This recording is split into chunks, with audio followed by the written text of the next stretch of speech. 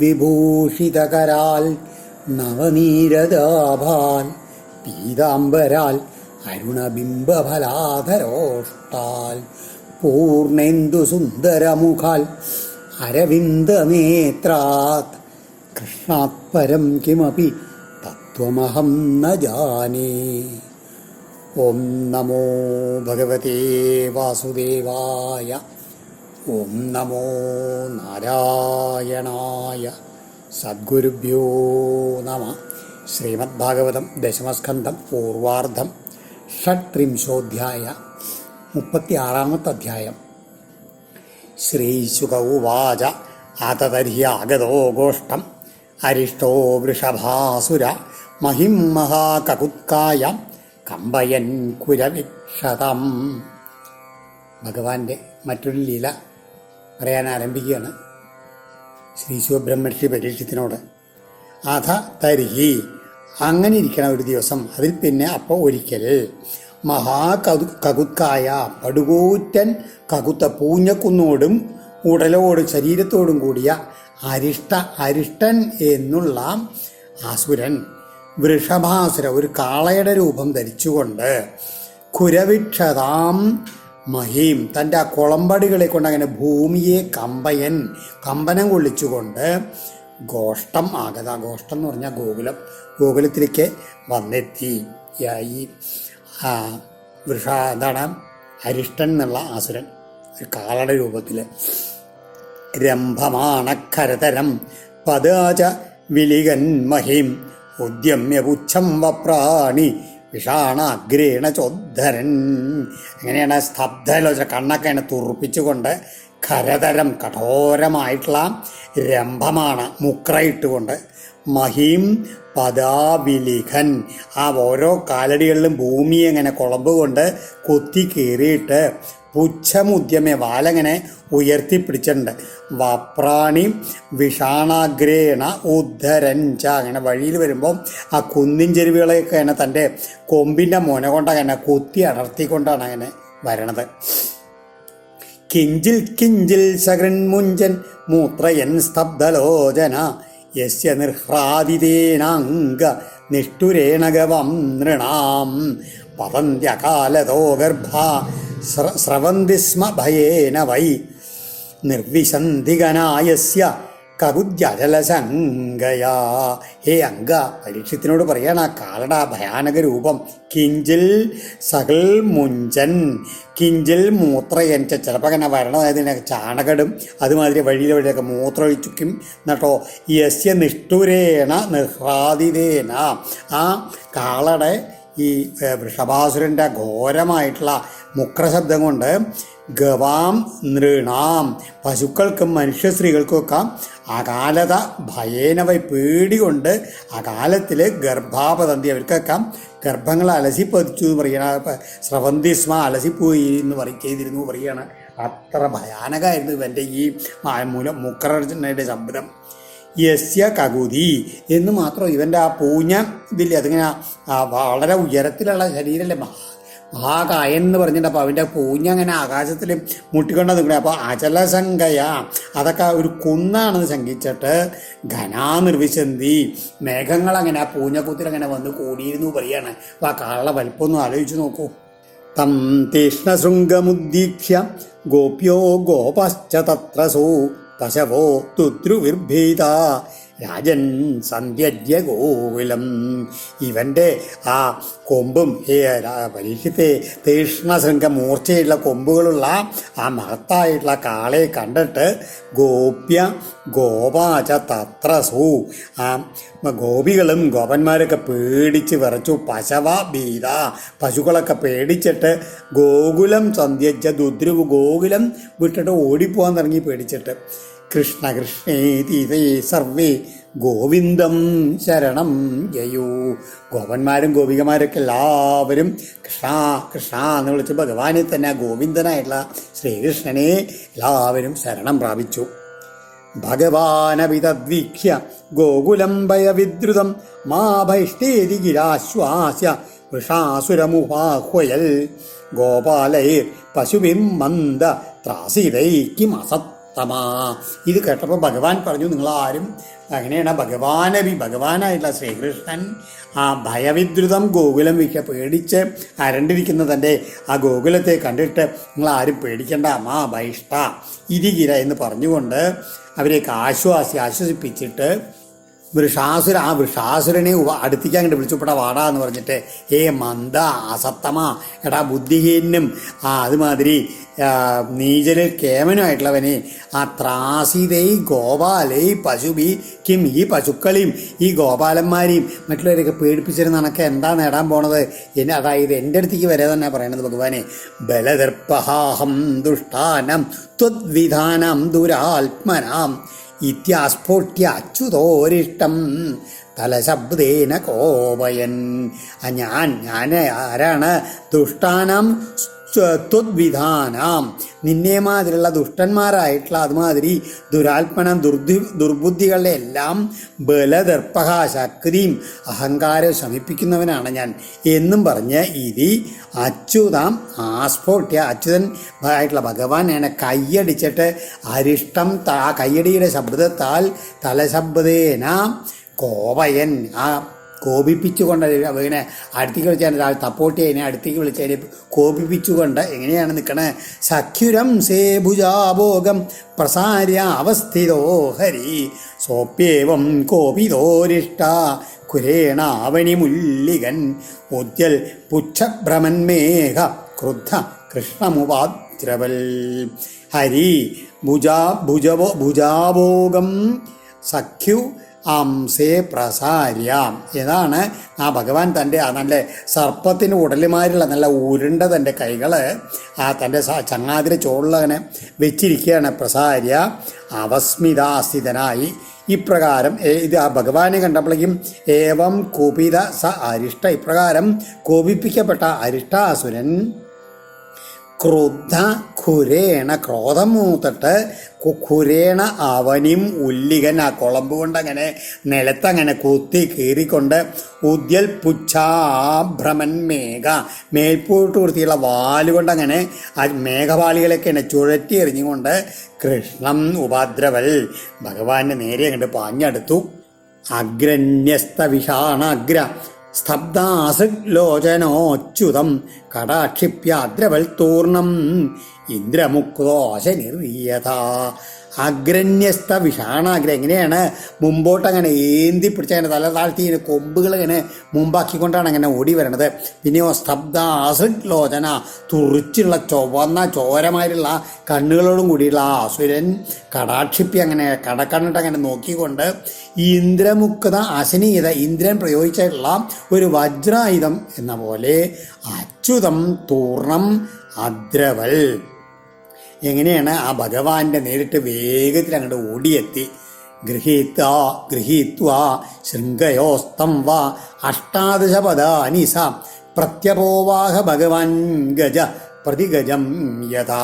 ഭഗവാനോ സ ഭഗവാൻ, ആ ഭഗവാൻ ഗജ പ്രതിഗജ, ഒരാന എതിരാളിയായിട്ട് നേരെ വരുന്ന വേറൊരു ആനയെ യഥാ എന്ന പോലെ തം വാ അവനെ ശൃംഗയോ ഗൃഹീത്വ, അവൻ്റെ ആ കൊമ്പുകളാണ്ട് പിടിച്ചിട്ട് അഷ്ടാദശ പദാനി പ്രത്യപോവാഹാം, അങ്ങനെ പിന്നോട്ടങ്ങനെ ഒരു 18 അടി പിന്നോക്കാണ് തള്ളിയാണ് കൊണ്ടുപോയി.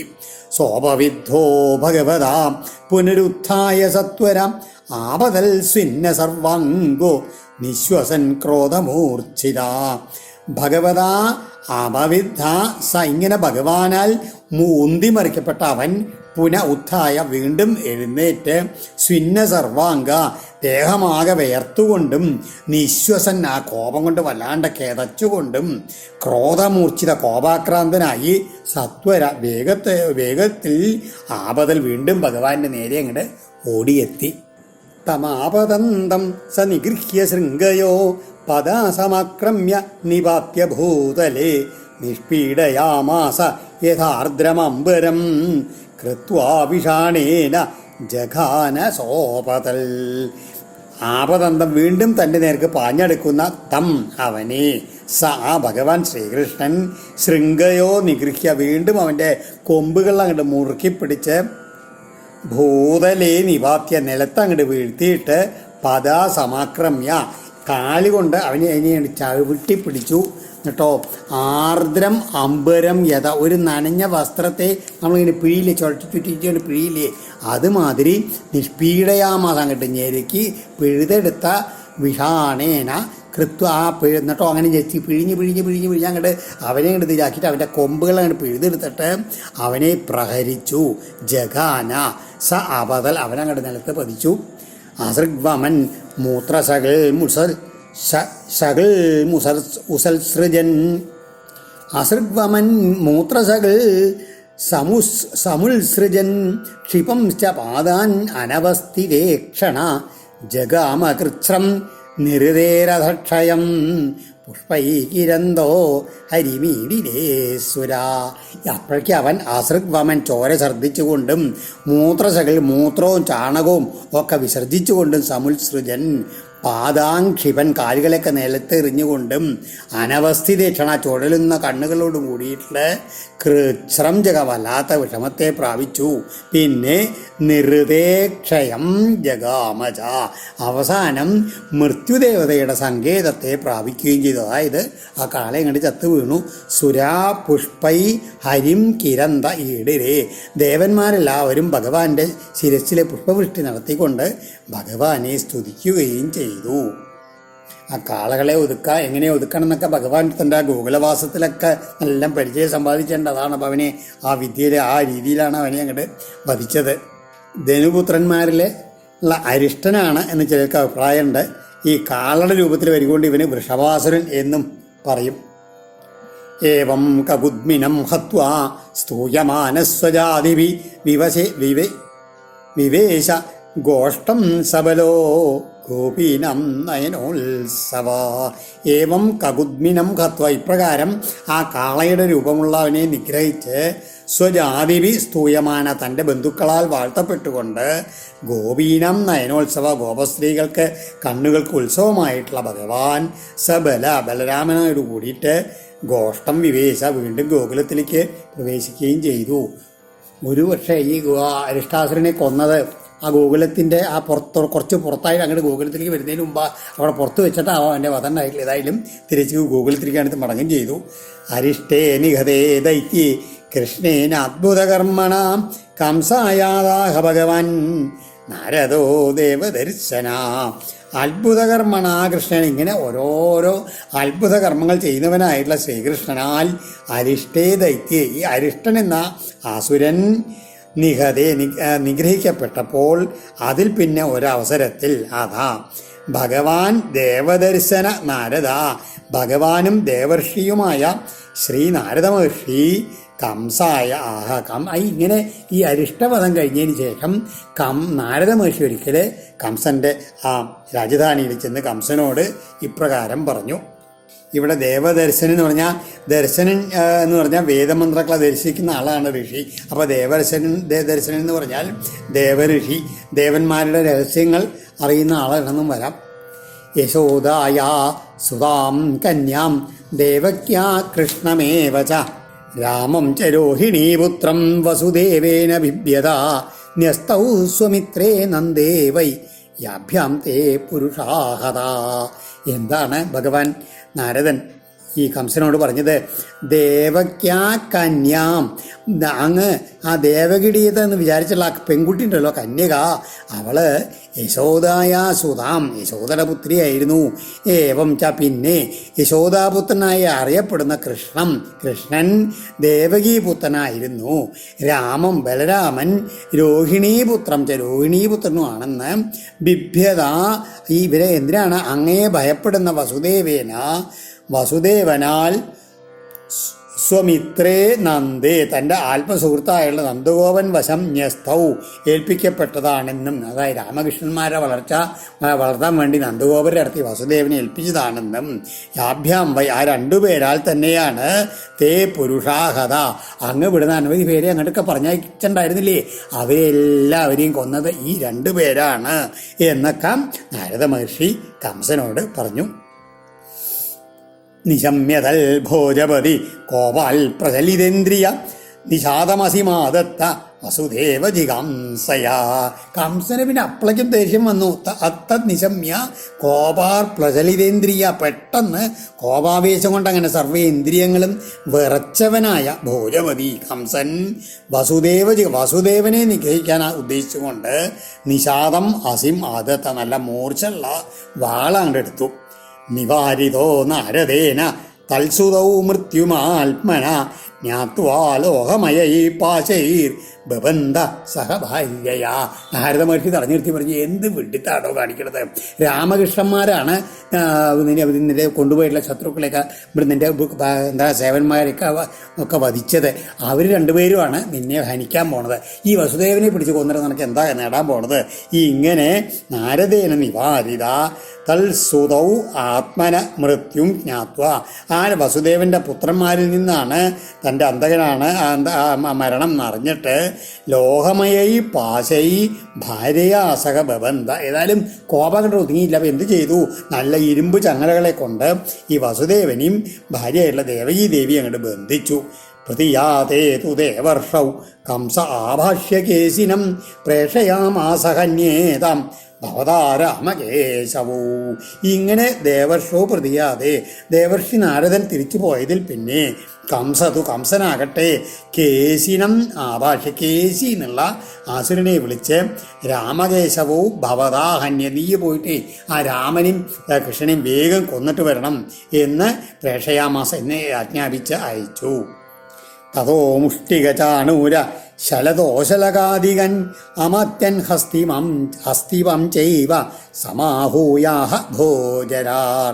അതിനുശേഷമാണ് കംസൻ്റെ ഓരോരോ ഒരുക്കങ്ങളാണ്. കേശിയെ അയച്ചു. അതിനുശേഷം കേശിയെ അയച്ചതിൽ പിന്നെ ഭോജരാജാവായുള്ള കംസൻ മുഷ്ടിക ചാണൂര ശലതോശലകാദികൻ തൻ്റെ ആ നല്ല അമാത്യന്മാരുണ്ട്. അങ്ങനെയാണ്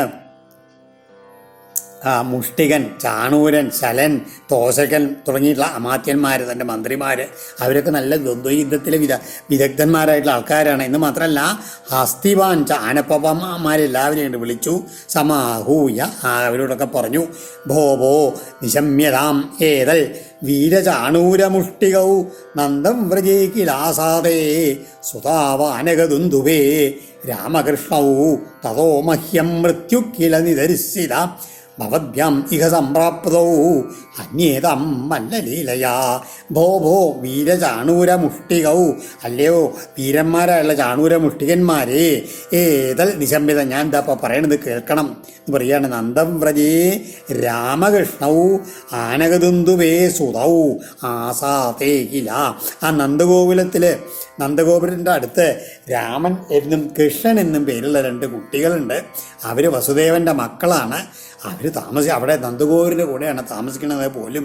തതക്കില അവരിൽ നിന്നാണത്രേ മഹ്യം മൃത്യു, അവരിൽ നിന്നാണത്രേ എനിക്ക് മരണം ഉണ്ടാവാൻ പോണത് എന്ന് നിശ്ചയിക്കപ്പെട്ടിട്ടത്രേ എന്നാണ്. ഇഹ ഇവിടെ അതൊരു കാര്യം നമുക്ക് എന്തെങ്കിലും ചെയ്യാൻ പറ്റൂ.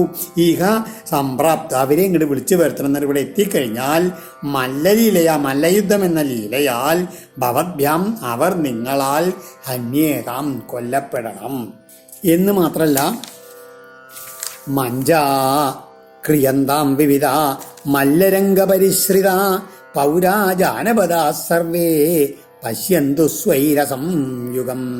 അതിന് വേണ്ടി നമുക്ക് ഏർപ്പാടൊക്കെ ചെയ്യണം. മല്ലരംഗപരിശ്രിത, മല്ലയുദ്ധത്തിന് ഒരുങ്ങുന്ന സ്ഥലത്തിന് ചുറ്റും ചേർത്തിക്കൊണ്ട് വിവിധ പലതരത്തിലുള്ള മഞ്ചങ്ങളെ ഇരിപ്പിടങ്ങളൊക്കെ നിർമ്മിക്കപ്പെടണം. പൗരാ ജാനപദ, നഗരവാസികളും ഗ്രാമീണരുമായിട്ടുള്ള സർവേ എല്ലാവരും സുഗമാം വണ്ണം ആ മല്ലയുദ്ധം പശ്യന്തു, അവരെല്ലാവരും കാണട്ടെ. സ്വൈര സംയുഗം എന്നാണ് കേട്ടോ കഴിഞ്ഞ ശ്ലോകത്തിലെ അവസാനത്തെ പദം. അതായത് സ്വൈരമായിട്ട് അവർ ഈ സംയുഗം, ഈ മല്ലയുദ്ധം പശ്യന്തു കാണട്ടെ എന്ന്. മഹാമാത്ര ത്വയാ ഭദ്ര രംഗദ്വര്യുപനീയതം ദ്വിപ കുവലയാപീഡോ ജഹിതേന മമാഹിതോ. ഹേ ഭദ്ര, അല്ലയോ മിടുക്കനായ മഹാമാത്ര ആനക്കാരാ, ത്വയാ നിന്നാൽ കുവലയാപീഠം എന്ന് പേരുള്ള ആന രംഗദ്വാരി മലരംഗത്തിൻ്റെ പ്രവേശന കവാടത്തിൽ ഉപനീയതാം കൊണ്ടുവന്ന് നിർത്തണം. തേന അതിനെ കൊണ്ട് മമ അഹിതോ എൻ്റെ ആ ശത്രുക്കളെ ജഹി കൊല്ലിക്കണം. ആരഭ്യതം ധനുർയാഗ ചതുർദശ്യം യഥാവിധി വിശസന്തു പശുന്മേദ്യൻ ഭൂതരാജായ മീഡുഷേ. ഇനി എന്ത് പറഞ്ഞിട്ടാണ് ഇവരെ കൊണ്ടുവരിക്കുക? ഇവിടെ കേമായിട്ടുള്ള ഒരു ധനുർയാഗം നടത്തണം.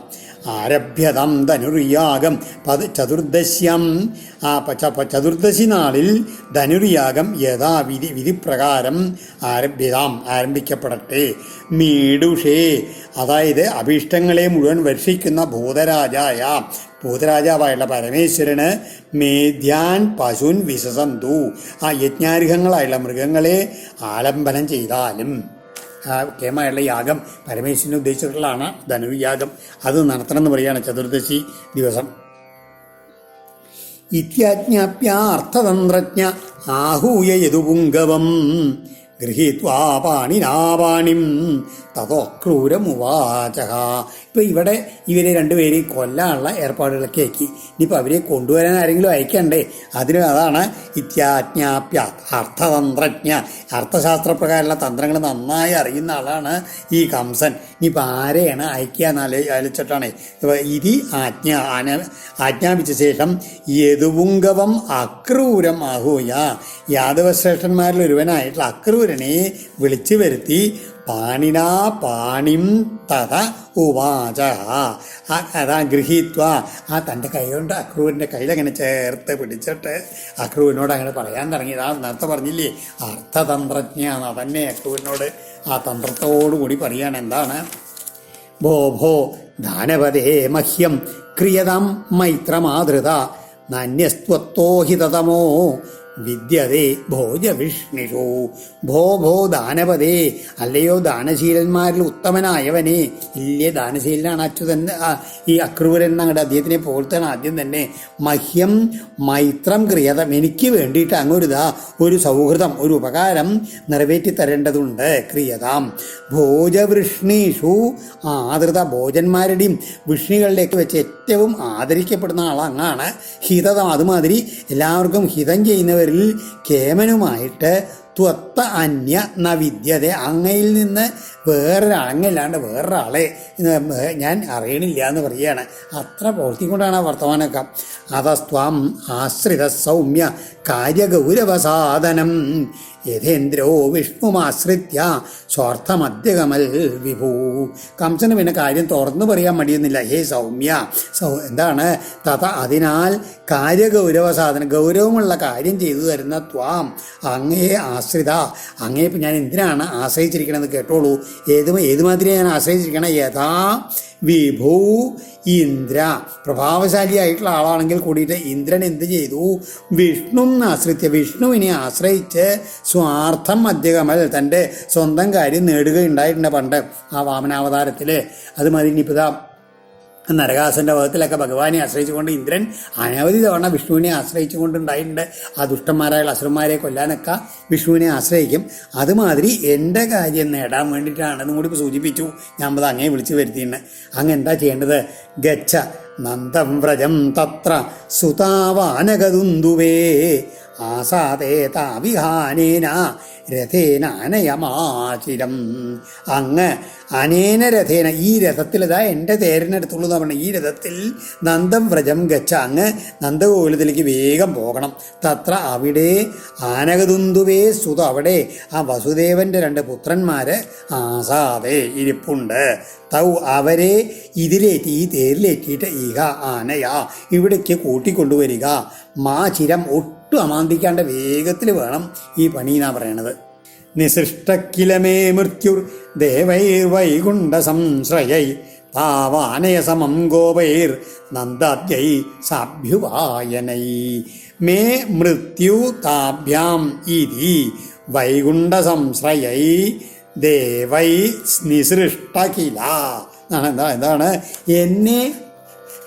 എൻ്റെ മരണം അല്ലെങ്കിൽ എൻ്റെ മൃത്യു ഇവരിൽ ഒരുവിൽ നിന്നാണ്, അവരിൽ ഒരുവിൽ ആളാണെന്ന് വൈകുണ്ഠ സംശയ താഭ്യാം ഇവരിൽ നിന്നാണെന്ന് വൈകുണ്ഠ സംശയൈ ദേവൈ, വിഷ്ണുവിൻ്റെ ആശ്രിതന്മാരായുള്ള ദേവന്മാരാൽ നിർദ്ദേശിക്കപ്പെട്ടിട്ടുണ്ടോ പോലും എന്നാണ് കംസൻ ഒരു ചെറിയൊരു പുച്ഛത്തോടു കൂടിയാണ് പറയുന്നത്. അതുകൊണ്ട് തൗ സാംബ്യുവായ അവരിരുവരെയും ഇങ്ങോട്ട് കൊണ്ടുവരണം.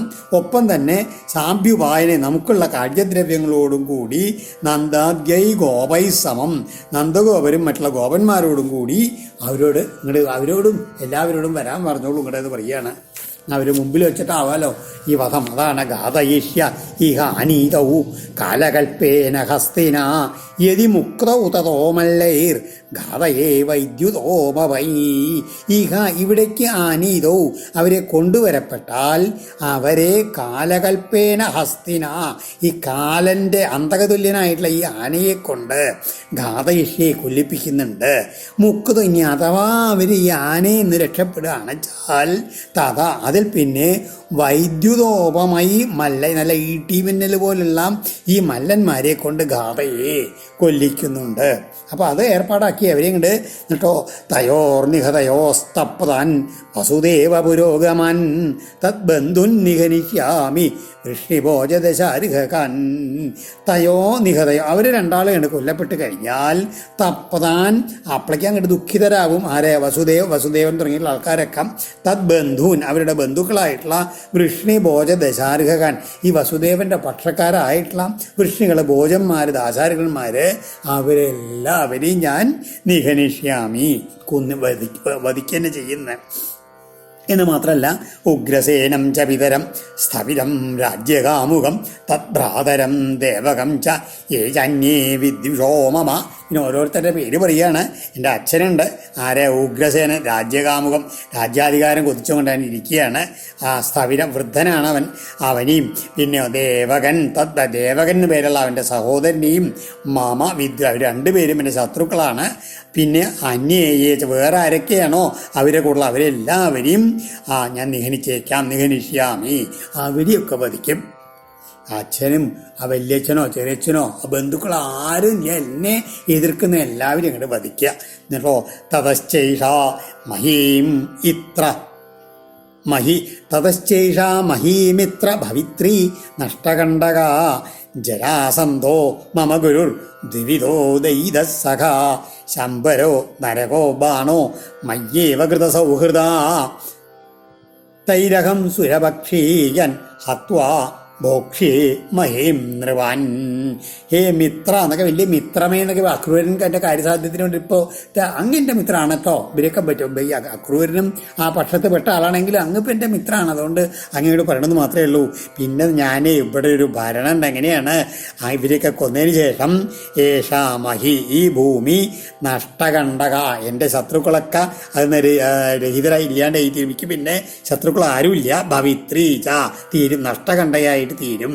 ജരാസന്ധ മമ ഗുരു ജരാസന്ധനാണ് എൻ്റെ ഉപദേഷ്ടാവ്. ദ്വിവിധൻ എന്ന് പറഞ്ഞാൽ എൻ്റെ ഇഷ്ടപ്പെട്ട ചങ്ങാതിയാണ്. ശംബര നരക ബാണ ശംബരൻ നരകൻ ബാണ ഇവരെല്ലാം മയ്യേവ കൃത സൗഹൃദ എന്നിൽ തന്നെ സൗഹാർദ്ദം വെച്ചുകൊണ്ടിരിക്കുന്നവരുമാണ്. തൈ അവരോടൊത്ത് അഹം ഞാൻ സുരഭക്ഷീയാൻ നൃപാൻ ഹത്വ ഈ ദേവപക്ഷക്കാരായിട്ടുള്ള മറ്റുള്ള രാജാക്കന്മാരെയൊക്കെ ഹത്വ നിഗ്രഹിച്ച് മഹീം ഭോക്ഷ്യ ഈ ഭൂമി അങ്ങടെ അടക്കി വാഴും. ഏതൽ ജ്ഞാത്വാ അനയക്ഷിപ്രം രാമകൃഷ്ണാവിഹാർഭഗൗ ധനുർമഖനിരീക്ഷാർത്ഥം ദ്രഷ്ടും യദൂരശ്രിയം. ഇപ്പം എന്ത് പറഞ്ഞാൽ അവിടുന്ന് കൊണ്ടുവരിക ആ കുട്ടികളല്ലേ. അവർക്ക് ഈ ഇവിടെ കേമായിട്ടുള്ള ധനുര്യാഗം നടത്തണ്ട, മധുരാപുരി കാണിച്ചു തരാം എന്നൊക്കെ പറഞ്ഞാൽ അവർക്ക് സന്തോഷമാവുന്നതാണ്. അതാണ് ഏതജ്ഞാത്വ ഇതൊക്കെ അറിഞ്ഞുകൊണ്ട് അർഭകവും രാമകൃഷ്ണവും ധനുർമഖ നിരീക്ഷാർത്ഥം ആ കുട്ടികളായുള്ള രാമകൃഷ്ണന്മാരെ ഈ ധനുര്യാഗം കാണാനും യദുപുരശ്രിയം ഈ യാദവരാജധാനിയുടെ ആ സമ്പൽ സമൃദ്ധി ദ്രഷ്ടും വീക്ഷിക്കാനുമാണെന്നുള്ള വ്യാജേന ഇഹ ആനയാ ഇവിടേക്ക് കൊണ്ടുവരൂ എന്നാണ് ഈ അക്രൂരനോട് കംസൻ പറയണത്. ഈ ജരാസന്ധൻ കംസൻ്റെ പത്നിമാരായുള്ള അസ്ഥി പ്രാപ്തി അവരുടെ അച്ഛനാണ്. അങ്ങനെ ആ പുത്രീ വിവാഹം കാരണം ശിഷ്യത്വം. അപ്പോൾ അതായത് എൻ്റെ ഗുരുവാണ് ജരാസന്ധൻ എന്ന് പറയാൻ കാരണം അതാണ്. പിതൃതുല്യനാണെന്ന് പറയാൻ കാരണം ഈ ജരാസന്ധൻ എന്ന് പറഞ്ഞാൽ വിപ്രജിത്തി എന്നുള്ള ധനുപുത്രനാണ് അത്രേ. കംസൻ കാലനേമിയാണെന്ന് പറയും. ഇവരൊക്കെ അസുരന്മാരാണ്. മഹാഭാരതത്തിൽ പറയും ആരൊക്കെയാണ് ഈ കംസൻ്റെ കാലത്തുണ്ടായിരുന്ന മറ്റുള്ള ഈ രാജാക്കന്മാർ ഏതൊക്കെ അസുരന്മാരുടെ അംശമായിരുന്നു എന്ന് മഹാഭാരതത്തിൽ പറയുന്നുണ്ട് ആദിപർവ്വതത്തിൽ. അക്രൂര ഉവാച രാജന്മനീഷിതം സദ്രക് സവ തവ സ്വാവദ്യമാർജനം സിദ്ധ്യസിദ്ധ്യോ സമം കുര്യൽ ദൈവം ഹി ഫലസാധനം. ഇവിടെ അക്രൂരൻ ഉള്ളിൽ സന്തോഷമുണ്ട്. കാരണം എന്താണ്, ഈ ദുഷ്ടനായിട്ടുള്ള ഇവൻ്റെ വാക്കുകൾ കേട്ടിട്ടെങ്കിലും ആ അമ്പാടി ചെന്നിട്ട് രാമകൃഷ്ണന്മാരെ കാണാൻ പറ്റുള്ളൂ എന്നുള്ളതാണ് ഉള്ളിലുള്ള ആഗ്രഹം. പിന്നെ അക്രൂരൻ ഭഗവാൻ ഭക്തനാണ്, അക്രൂരനെ അറിയും ചെയ്യാം ഭഗവാന്റെ ഇംഗിതം എന്താണെന്നും ഭഗവാൻ എന്തിനു വേണ്ടിയിട്ട് അവതരിച്ചെന്നൊക്കെ അക്രൂരനെ അറിയാം. അപ്പോൾ അതിനുള്ള തന്നെ ഒരു നിമിത്തമായി തീരും ചെയ്യും എന്നുള്ള അങ്ങനെ ഒരു സന്തോഷമുണ്ട്. ഇവിടെ കൊണ്ടുവന്നാൽ കംസനെ ഇവരെ വധിക്കാൻ പറ്റില്ല കഴിക്കുന്നത് മാത്രമല്ല, ഇവർ കംസനെയൊക്കെ വധിച്ച് ഈ ദുഷ്ടന്മാരെ എല്ലാവരും നശിപ്പിക്കുന്നുള്ള ബോധ്യവും അക്രൂരനുണ്ട്. അതൊക്കെ ഓർത്തുകൊണ്ടാണ് അക്രൂരൻ പറയണത്, ഹേ രാജൻ, അല്ലയോ രാജാവേ, സ്വവാദ്യമാർജനം, അവനവൻ്റെ ആ മൃത്യുവിനെ നിർമാർജനം ചെയ്യാൻ ഉദ്ദേശിച്ചുള്ള തവ മനീഷിത, അങ്ങയുടെ ഈ ബുദ്ധിപൂർവമായിട്ടുള്ള തീരുമാനം സദ്രക് വളരെ ഉചിതം തന്നെ. പക്ഷേ സിദ്ധ്യസിദ്ധ്യോ സമം കുര്യാൽ, പക്ഷേ ഫലം സിദ്ധിച്ചാലും ഇല്ലെങ്കിലും മനസ്സിനെ സമനിലയ്ക്ക് നിർത്തണം എന്ന് പറയണം. കാരണം ഫലസാധനം ദൈവം ഹി, നമ്മൾ പ്രവർത്തിക്കുന്നത് മാത്രമേ നമ്മളുള്ളൂ, ഫലം തരുന്നത് ആരാണ്? ഈശ്വരനല്ലേ? ഇതൊക്കെയാണ് അക്രൂരൻ. മനോരഥാൻ കരോത്യുച്ചൈർ ജനോ ദൈവഹതാനഭി യുജ്യതേ ഹർഷശോകാഭ്യം തഥാപ്യാജ്ഞം കരോമിതേ. വീണ്ടും തന്നെ ആ ഒരു പൊതു സ്വഭാവം പറയും. ജനങ്ങൾ ദൈവകഥ ഈശ്വരേച്ഛയാൽ തടയപ്പെട്ട മനോരഥാനഭി, മനോരഥങ്ങൾ പോലും ഉച്ചൈ കരോതി, നന്നായി നടപ്പിലാക്കാൻ പ്രവർത്തിക്കാറുണ്ട് എന്ന്. അതായത് എന്നിട്ടോ ഹർഷശോകാഭ്യാം യുജ്യതേ, ചേർക്കപ്പെടാറുമുണ്ട്, സന്തോഷ സന്താപങ്ങളാൽ ചേർക്കപ്പെടാറുണ്ട്. അതായത് മനുഷ്യരിങ്ങനെ മനോരഥങ്ങൾ ധാരാളം കാണും, അവർക്കറിയില്ല, അറിഞ്ഞാലും അറിയാണ്ടേയും അതൊക്കെ ഈശ്വരന് വിരുദ്ധമാണെന്ന് അറിഞ്ഞാട്ടോ അല്ലെങ്കിൽ അറിയാണ്ട് പല മനോരഥം കാണും. പക്ഷെ അതിൻ്റെ ഫലം കൊണ്ട് എന്തുണ്ടാവും? ചിലപ്പോൾ സന്തോഷം ഉണ്ടാവും, ചിലപ്പോൾ സന്താപങ്ങളുണ്ടാവും. അതൊക്കെയാണ് പൊതുവെ എല്ലാവർക്കും കണ്ടുവരണത്. അങ്ങനെയൊക്കെ ആണെങ്കിലും തഥാ അഭി തേ ആജ്ഞാം കരോമി, അങ്ങയുടെ ആജ്ഞയെ ഞാൻ നിറവേറ്റാം എന്നും പറഞ്ഞിട്ട് അക്രൂരൻ അവിടുന്ന് പോവാണ്. ശ്രീശുവാച ഏവമാദിശ്യ ചാക്രൂരം മന്ത്രിണച്ച വിസൃജ്യസ പ്രവിവേശഗൃഹം കംസ തഥാക്രൂര സ്വമാലയം. സ കംസ, ഇപ്രകാരം ആ കംസൻ ഏവം അക്രൂരം ആദിശ്യ, അക്രൂരനോട് ഇപ്രകാരം നിർദ്ദേശിച്ചു. മന്ത്രിണ വിസർജിച്ച, തൻ്റെ മന്ത്രിമാരെയും ആ വേണ്ട കാര്യങ്ങളൊക്കെ പറഞ്ഞയക്കുകയും ചെയ്തിട്ട് ഗൃഹം പ്രവിവേശ, തൻ്റെ ആ രാജധാനിയിലേക്ക് അങ്ങോട്ട് പ്രവേശിച്ചു. അപ്രകാരം തന്നെ അക്രൂര സ്വം ആലയം ച, അക്രൂരൻ തൻ്റെ ഭവനത്തിലേക്കും യാത്രയായി. ഓം ശ്രീകൃഷ്ണാർപ്പണമസ്തു. ഇതി ശ്രീമദ് ഭാഗവതേ മഹാപുരാണേ പാരമഹംസ്യം സംഹിതായം ദശമസ്കന്ധേ പൂർവാർദ്ധേ അക്രൂരസംപ്രേക്ഷണം നാമ ഷട്ത്രിംശോധ്യായ. സർവത്ര ഗോവിന്ദനാമ സങ്കീർത്തനം. ഗോവിന്ദ ഗോവിന്ദ. ഇവിടെ അക്രൂരിൻ്റെ ആ വാക്കുകൾ വളരെ സാരഗർഭാണ്. ഈശ്വരേച്ഛ തനിക്ക് വിപരീതമാണെന്ന് അറിഞ്ഞിട്ടും ഇപ്രകാരമെല്ലാം മുൻകരുതുകൾ ഒരാൾ എടുക്കുന്നത് ഫലപ്രദമാകുന്ന കണ്ടറിഞ്ഞോളാൻ ഒരു മുന്നറിയിപ്പാണത്. കാരണം എന്താണ്, അക്രൂരിന് കംസൻ്റെ പരിശ്രമങ്ങളൊക്കെ നിഷ്ഫലമാകുന്ന മുൻകൂട്ടി അറിയാം. മനുഷ്യപ്രയത്നം കൊണ്ടൊന്നും ഈശ്വരേച്ഛയെ മറികടപ്പാൻ തീരെ സാധ്യമല്ല. ഇവിടെ ആണെങ്കിലോ ഈ അശരീരിലൂടെയും അത് നാരദവാക്യത്തിലൂടെയൊക്കെ ഈശ്വരേച്ഛ എന്താണെന്ന് അറിയുകയും ചെയ്തു. എന്നിട്ടും തന്നെ നിഗ്രഹിക്കാൻ നിയുക്തനായവനെ വിളിച്ചു വരുത്താനാണ് ഈ കംസൻ പുറപ്പെടുന്നത്. അവൻ്റെ ആ ബുദ്ധിശൂന്യത എത്ര ഉണ്ട് എന്ന് ആയിരുന്നു അക്രൂരൻ്റെ മനസ്സിലപ്പോഴത്തെ ചിന്ത. താനേതായാലും അവരെ കൊണ്ടുവന്നാൽ വേഗം ഈ ദുഷ്ടൻ്റെ കഥ കഴിയും എന്നുള്ളൊരു വിചാരമാവാം വേഗം ഗോകുലയാത്രയ്ക്ക് പോകാനുള്ള പ്രചോദനം അക്രൂരന് നൽകിയതും. ഹരിയോ.